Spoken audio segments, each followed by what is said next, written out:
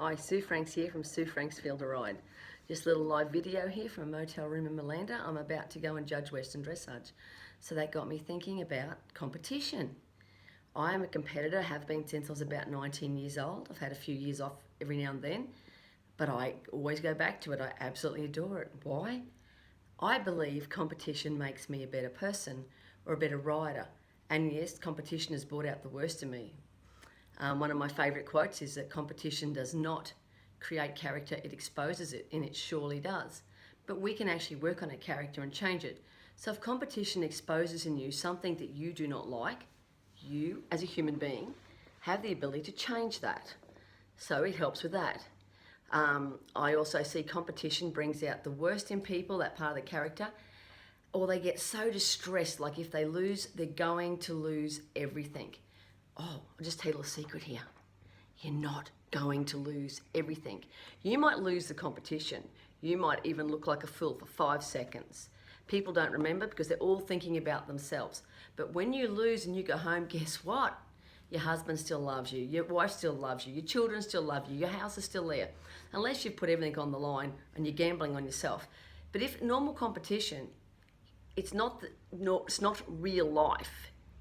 But we can take it into real life. You can use the skills you've learnt, the mental skills, the strength that you have in your business, in your real life. It can also teach us to appreciate other people's wins. If I don't win, I adore it when my friends or my clients win. Absolutely adore it. It makes me so happy for them. If I lose and I'm competing against someone who's tough, it makes me go home, reassess, and work darn hard to get back to where I want to be. Being a competitor has made me a much better horsewoman. It's made me learn how to fix problems on my own. It's made me watch other people and see what they've gone through and then work out how I don't want to go through that. What will I do for myself?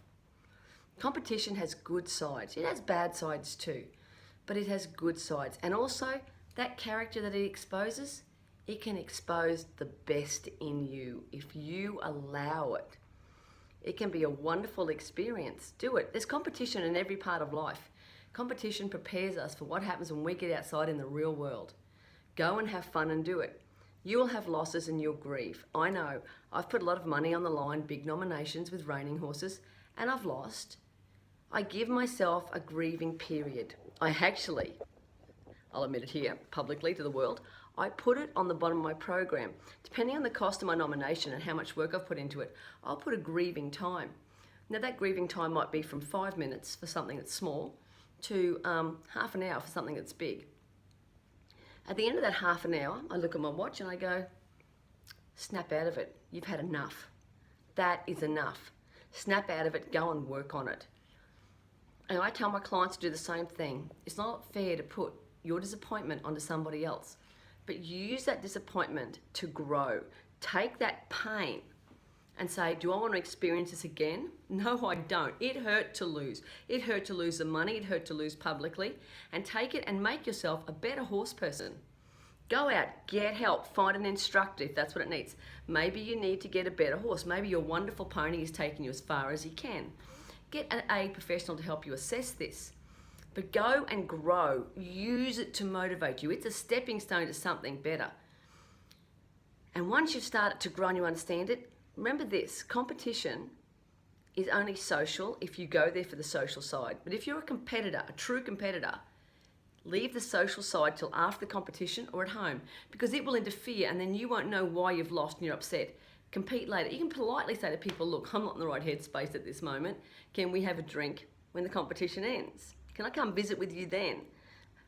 Remember, your trainers and your heroes, when you're at a competition and you're competing and they're competing, they may seem abrupt or rude to you. They're competing for other people, on other people's horses. Treat them with respect. When it's finished, then be social. Also, when you take your horse to a competition, remember, dance with the one you brung. You bought that horse, you trained that horse, look around you, pick up tips if you can see things other people are doing better, and I'm sure you will, I always do.